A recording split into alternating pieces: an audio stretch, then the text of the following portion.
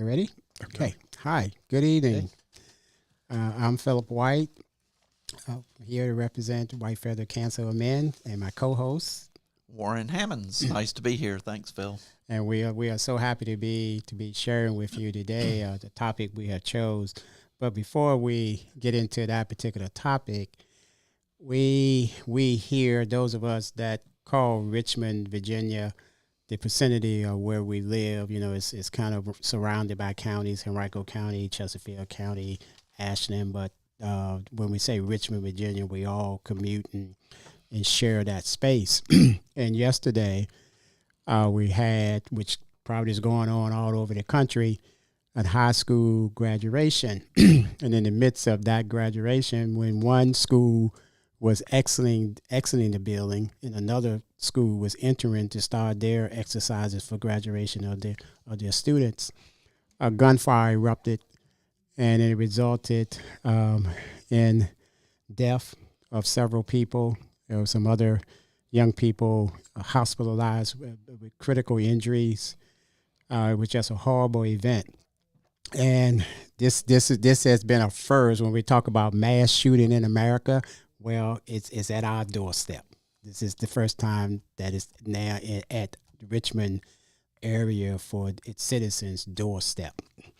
It's even a little bit more personal for me because my wife and I, we were at Bible study last night, and the facilitator of the study before we ended asked us to pray for the Hawks family. And the Hawks family is members of the church, and their daughter, their niece, their granddaughter, she was a graduate, or is a graduate of one of the schools. So we all immediately just went into a just frozen, hoping that they were okay. Knowing that other people had died at the scene, but knowing that family was about as personal that I have ever experienced in knowing someone that was a victim of a mass shooting in America. It's like it has become our norm in this country. And people, we have a problem. We have a huge problem when it comes to the amount of gun violence that we are experiencing almost on a daily basis. And for many of us, it doesn't touch us because it's not anybody we know. It's not someone in our families. But this, for me and my wife, was about as close as we could get to it being a relative, because when we're in the midst of a church congregation, you're just like family. You know each other. You've seen the kids grow up. We knew the daughter that was graduating. We've known her since she was a little girl. And the fact that she was not a victim, but in a sense she was a victim. Mm-hmm. She's a victim. Yeah, she's alive, but she's still a victim of an awful act that some young man, because of his inability to deal with his emotional stuff, decided the best way he could handle it was to arm himself with several handguns and just randomly shoot anything that moved. And he was apprehended at the scene. He took off running, but apparently, from what I understand, he was apprehended. But it's kind of right into the camp that Warren and I are trying to address when we talk about counsel of men. And that statistics support our position that most of the violence that we witness in America is at the hands of boys and men. And we, as a country, got to begin to address that particular. What are we doing that's causing boys and men to feel that violence is the only option that they can choose when they are having a particular issue?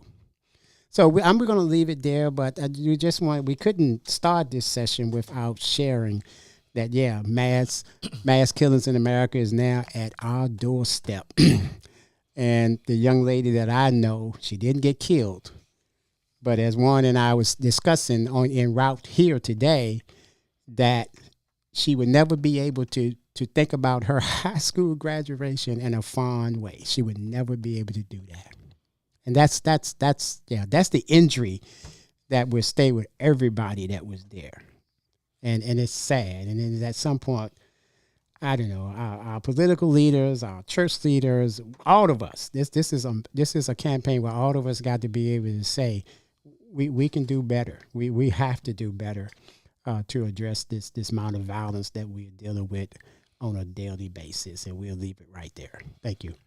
Yeah, we didn't. We wanted to acknowledge what has happened. Don't want to ignore it, but we also want to say we weren't prepared adequately enough to address it fully. It does weave into what we spoke of 2 weeks ago when we spoke about the issues of boys and men and the aggression sometimes and the more prone to violence that we see in that sector. So we will try to make a transition into what we had more prepared for this time, which is still a very intriguing and interesting conversation, because we're going to talk some about what was 55 years ago and if and how it differs now. And we're going to start with an excerpt from Martin Luther King Jr. And we think that it is important enough that we want to read it fully, even though you will see it on the screen displayed. This excerpt is from a book that he wrote, Where Do We Go From Here? Chaos or Community? And he wrote it in 1967. Are we ready to read it? Thank you. And I will say before I start reading it, of course, he uses words more available and more recognized in his day in 1967. So I'll read it as he wrote, but the word he uses is Negro and not black nor African American. Being a Negro in America is not a comfortable existence. It means being a part of the company of the bruised, the battered, the scarred, and the defeated. Being a Negro in America means trying to smile when you want to cry. It means trying to hold on to physical life amid psychological death.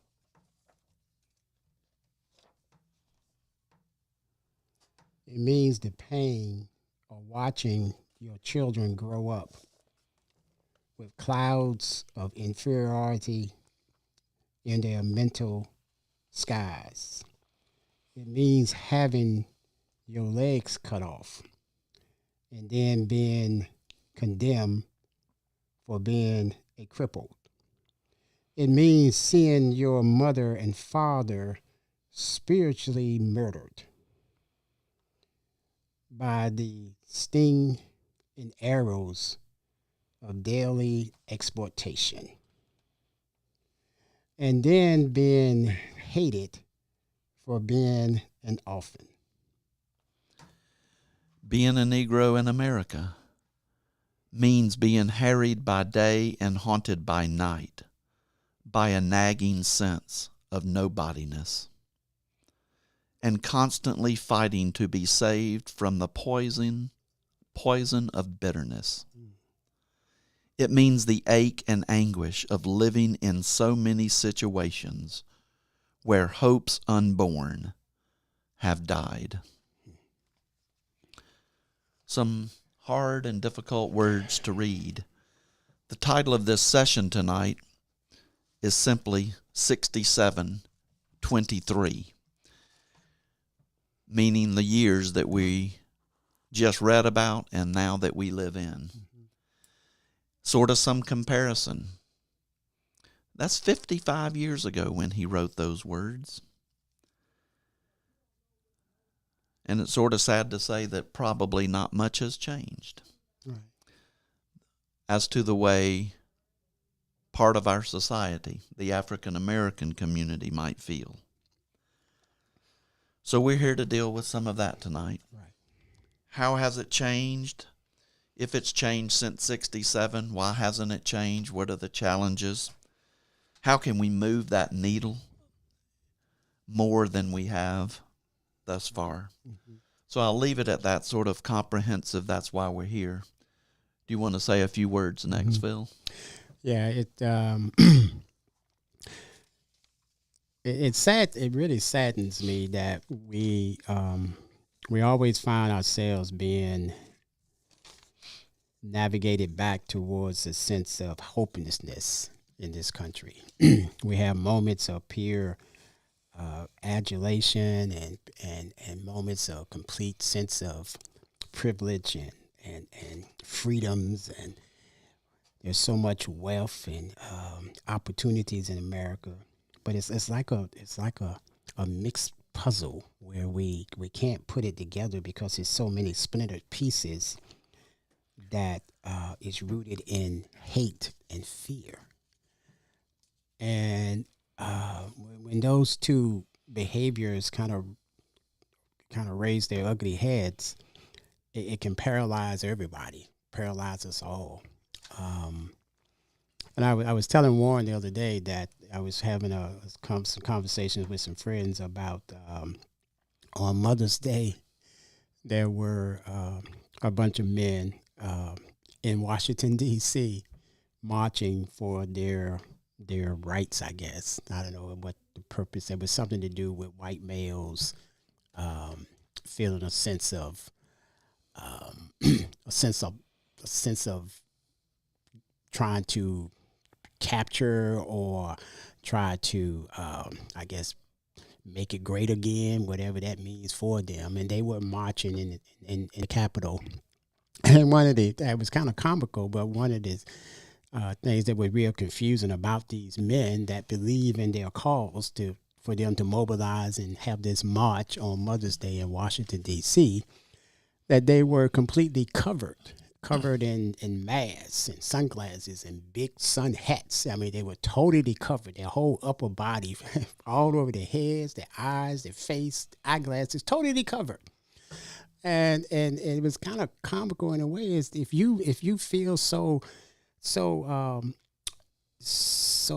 serious about your rights and your privilege, then stand on it, debate it. Why you gotta walk around in disguises?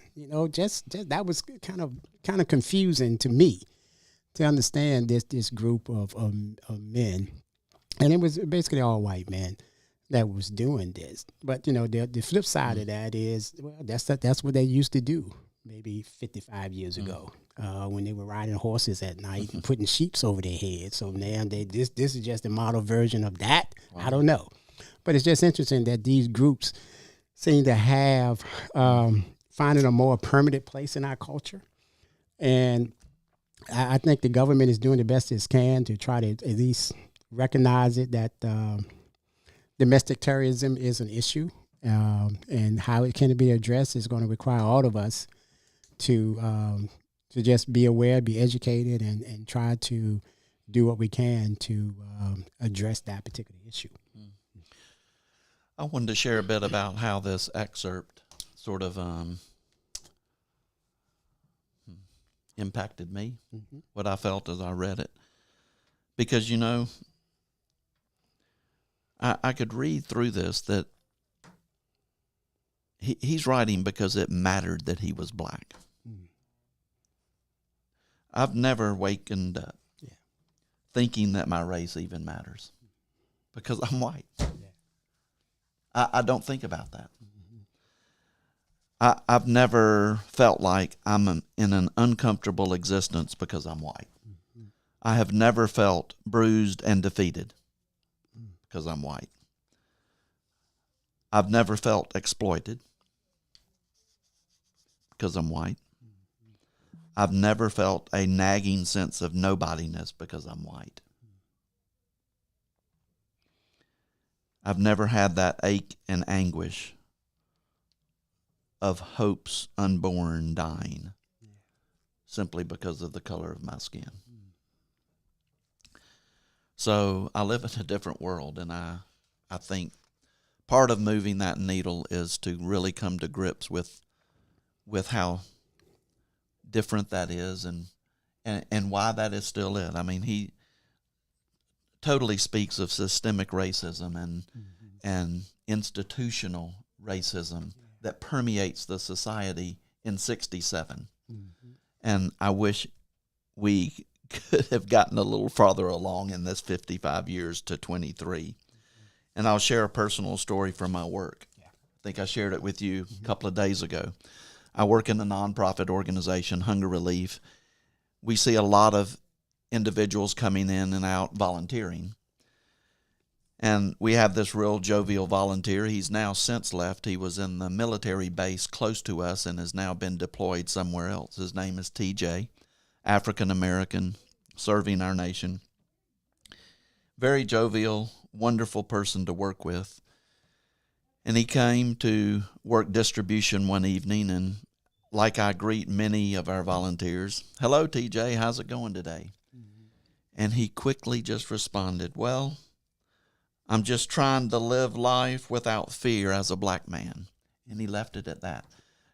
That shocked the mess out of me. Mm-hmm. I'm just trying to live day by day, live my life without fear being a black man. Mm-hmm. Yeah. I've never had to fear that. Right. I've never feared who I am because of my race. Mm-hmm. If I have feared, it's not because of that. That really gripped me. Yeah. I was so startled and taken back by that, by the suddenness of his comment, the exactness of that comment, and the truthfulness of that comment. Yeah.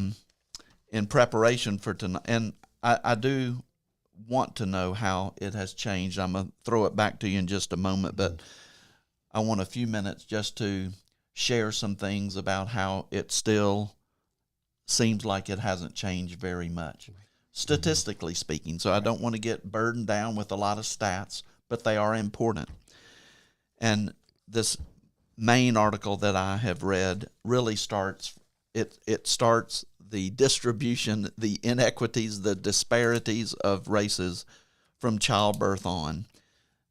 It's interesting. Black women die 3 times more than white women do in giving birth. Lack of health care, lack of finance, access to good health care. We can name a lot of those things, but it starts at the very beginning. Mm-hmm. You're already disadvantaged. Health care is a big issue. A little stat during COVID is that 23% of black Americans died as a result of COVID. Mm. Black Americans only make up 13.5% of our population. Yeah. Life longevity, white men and white women both live longer, 4.5 to 5 years longer than our black brothers or black sisters. Whites live a lot longer. Mm-hmm. Education, another systemic problem. Mm-hmm.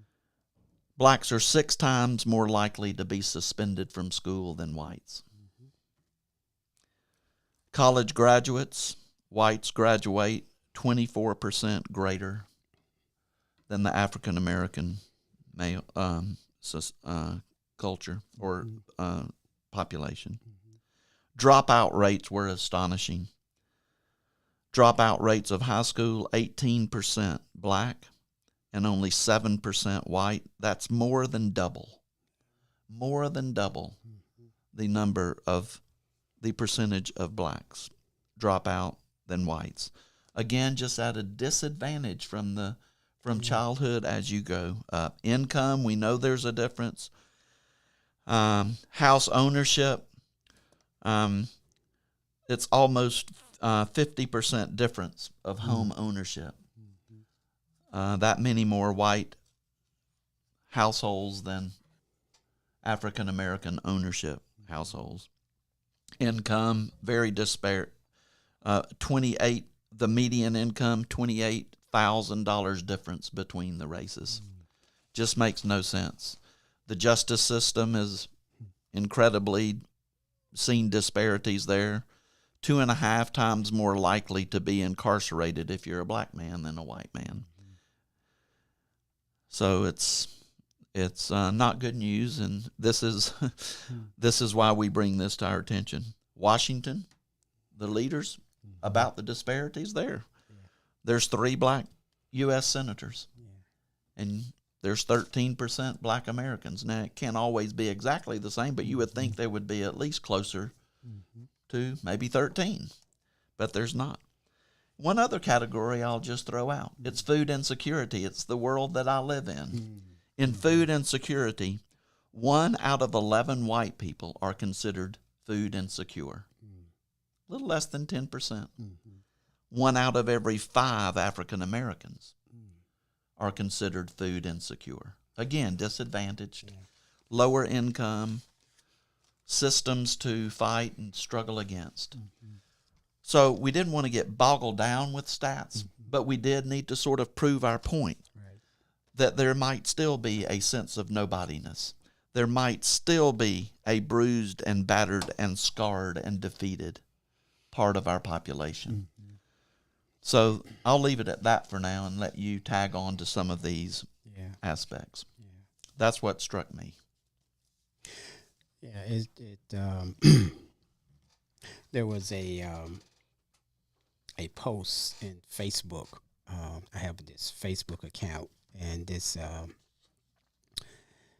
it started out to be a joke, where this white elderly man had brought this new fancy car, and he was driving it very fast on the highway, very fast. He was like 70, 80, just driving it real fast. And then a trooper got behind him, put his lights on, and the gentleman even went faster. He got up to about 100, and the trooper was right behind him. So when the trooper finally got him to pull over, the trooper said, "Why were you driving that fast?" And the gentleman said, "Well, I saw you behind me, and my wife had left me for a trooper. And I thought you were him trying to bring her back to me." And it was funny on a sense. But then I thought about it for a moment as a black male. If it was reversed, and people were making comments about, "Oh, yeah, that was great. I needed that. And I guess it's a sense of my reality. And I was trying to find the humor in it, and it was kind of funny. And the officer guy and him, they had this smile on his face and on their faces. And I just automatically went to, if that was a black male doing the same thing, how would that have turned out? You know, I just something that's as comical or as meant to be fun. I told my wife, I said, for a moment, I could not enjoy the lightness of that post, because I immediately went to that point of, if that was me, that would not have been funny. It would not have been funny at all. Or even if I posted it and said the same exact words, would it have been received the same way? I guarantee you somebody would have probably posted, "You'd have never made it. You'd have never made it out of that situation, my man." You know, somebody would have said that, just because of just the reality of. That's why, one of the things, like some of the guys I talked to about who are gun owners, and many of them would say, "Yeah, I have a gun. I carry my gun. And Virginia's a state where you can carry your gun. But if I'm stopped by law enforcement, I immediately say to them, I have my gun." Or they say now that you can register your gun with your local police, so when they do their little computer check, they'll see that you're a gun owner, so they won't come up all hyper. But I said, "Guys, y'all go for it. I don't want to own a gun. I just think that the fact that the anxiety that officers can feel, particularly when they're approaching somebody that's my complexion, it can be a very fragile situation." So it's like what you were reading. It's just always, which goes back to mental health in a sense of just that daily amount of stress and trauma that you find yourself living with almost on a daily basis. So what do you think, what are some of the what are some of the main barriers that are keeping us from moving beyond 67? Well, fear is one. I think you mentioned that. Fear plays. My dear mother-in-law told her daughters, my wife was one of her children, that she didn't think integration helped us in the way it was intended to, that we're not developing relationships. And so she was born like in 1920, 21. And so to have her knowledge of her intellect to make that statement to her daughters, it's like what's missing? What is it that we're not doing? Now I think that this current generation Z, the younger people, I think they are doing a better job at relationships than previous cultures have, or previous generations. I think they look at things differently. And hopefully that generation is going to move the needle better than the past generation, over these past 55 years than what's happened in the past. Yeah. That they may be able to move it further down the line towards real good, like you and I, you had the experience in high school having a lot of good relationships with African American men. I didn't, you see. And I think those two realities kind of speaks to the lack of my ability to interact with white America. I didn't experience that until I went into my professional work in social work. Yeah. But I started having those kind of relationships. Well, I do think listening is a key element. Yeah. You know, it's sort of a passive way, but it should lead to action when we really listen to each other and hear your journey, hear your story, hear the pain, but maybe you also hear the difficulty it is growing up white. Yeah. I mean, there may be some. Right. I'm having difficulties growing up white now because I know how privileged I was. So I've got to get over some of that, and that's easier for me to get over than a lot of the pain and turmoil that we've caused. But you know, I want to. I think fear controls some of it. I think greed. Yeah. Is part of it. Not that individuals are greedy, but systems are greedy. Institutions are greedy. And so we might not want to share the wealth. Yeah. We might not want to share the good feeling of a comfortable existence that we might feel. What might keep us from moving the needle is that sense of control that we still need to have on society, the white systems, the white institutions. We are comfortable. I mean, like I said, I don't wake up knowing that my whiteness is going to matter. Yeah. I mean, I don't have to think about that. And I did wonder, about that. How can we move the needle? What's keeping us back? Or whether you want to personally identify with any of the words that King shared earlier in your story on those. Yeah, it's kind of going back to how we started this session, talking about the shooting that took place, the mass shooting that took place right here in Richmond. And I knew one of the graduates personally, that the line that jumped out to me on Dr. King's statement here was the spiritually murdered. That kind of stayed with me. That we sometimes feel that all of us, when things like this happen, regardless of where it is, it was a mother in Florida, a mother of 4 children this week as well. We live next door in vicinity to a elderly white woman. And they have had some neighborly conflicts or something in the past, but the black mother children were playing in a common grounds area in the neighborhood, and when the children came in, they realized that one of the children had left his laptop, and the white woman came out and took the laptop and went back into her home. So the children saw her pick up the laptop and take it back in her home. So when the son went to her and said, "I need to give me my laptop," that she somehow got aggressive with him and then slammed her door. So the children did what children gonna do. They went and told their mom that this lady got my laptop. So, and she said some things to me. So as a mother, she went to this woman's home, went to knock on the door, and then gunfire through the door, and she was killed. A young mother of 4 children. And the local sheriff's department is the word we hear a lot is investigating. And so everybody's going, investigating what? She went Pretty because obvious. it's pretty obvious to everybody. What are you investigating? You know, and then the frustration get in. So when is this woman going to be at least questioned, if not arrested? And it's just that kind of stuff like that make you just shake your head. Just goes like, man, you know, several weeks or a couple months ago, we had the young boy, the young boy that went to the wrong house, knocked on the door, looking for his two siblings, and a white male shoots through his door and hits the boy in the head. Young boy, very talented musician, very talented, nice young man, just a little teenager. And the man told me he was fearful. He's in a locked door.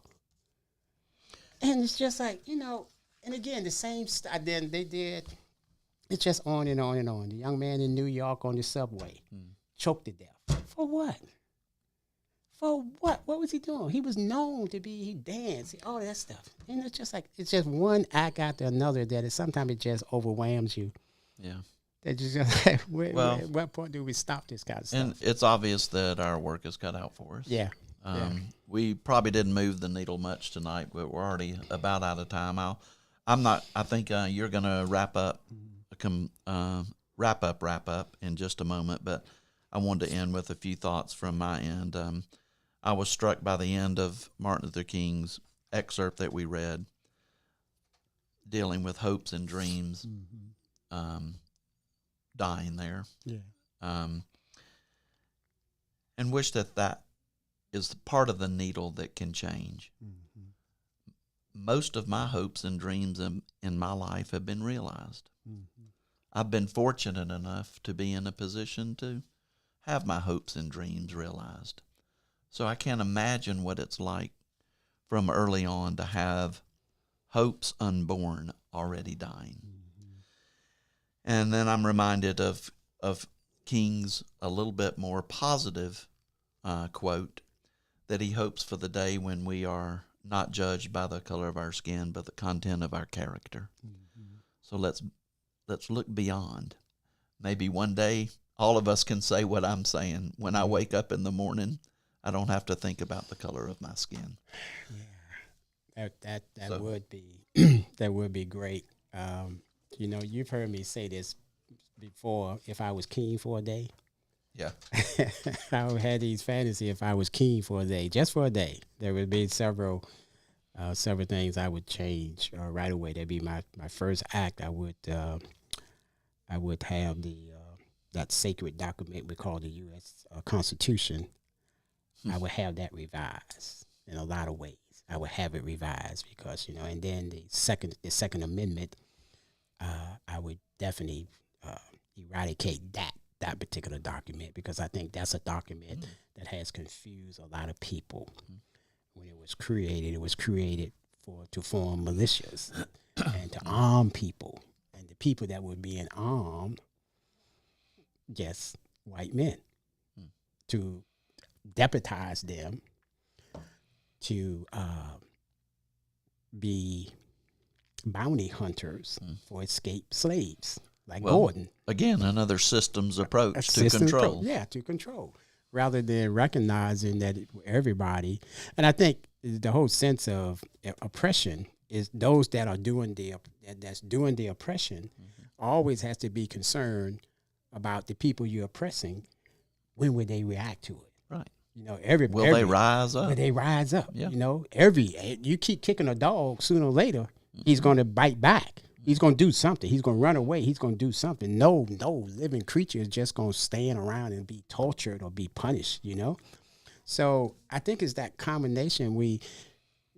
Our country was formed with a sense of privilege. You know, when the Constitution was drafted by these white men, they didn't think we would be as far advanced as we are now. They wrote that back in the 1800s, and we still living by it. Yeah. There should be some revisions, at least some revisions made in that document by now. But, you know, others voice that in regard to just where we are and where we're going. But I have faith that I love this generation that's coming up. I think they call it like they see it. they don't mind confronting their family members, be it black or white young people, in regard to if they pick up some signs of racism or oppression, they call their family members out. They don't care. They don't care. So I think before we didn't have that. People just remained silent. You know, it's like that. And I end with this. It's like most white America knows without a doubt that we live in a country that's full of racism and oppression, but it's not happening to them. And it's those that live in that bubble, I would say shame on you, rather than saying, what can I do to help? You see, and there are many that will step forward and try to help. Well, maybe we can hope deeply for that day to come. Yeah. That you were just talking about. Mm-hmm. But it's more than hope. We got to work for it. Yeah. We got to do some things, whether it's dialoguing, whether it's trying to change the systems we work in, whether it's trying to change policy if we are, if we have that kind of forcefulness wherever we are. Right. Maybe in our own neighborhoods with our next door neighbors or our ones down the street. So there is work to be done. Yep. It's not just about hoping. Right. But let us do hope and work for a new day and a better day. Thank you out there for joining us, for thinking with us through these things. Again, we don't have a lot of answers when we come here. We have a lot of questions. We have a lot of concerns. But we thank you for thinking with us and for sharing with us in several ways. When you do tune in with us live-wise, you can always use the chat box. And if you listen to us on recording later, you can always use our email address at wfcounselofmen@gmail.com. And we'd be glad to try to respond to some of those concerns or questions along the way in coming weeks. Yes. Yeah, thanks for being with us tonight, and thanks for sharing with us. Thank you. Good evening. Good evening.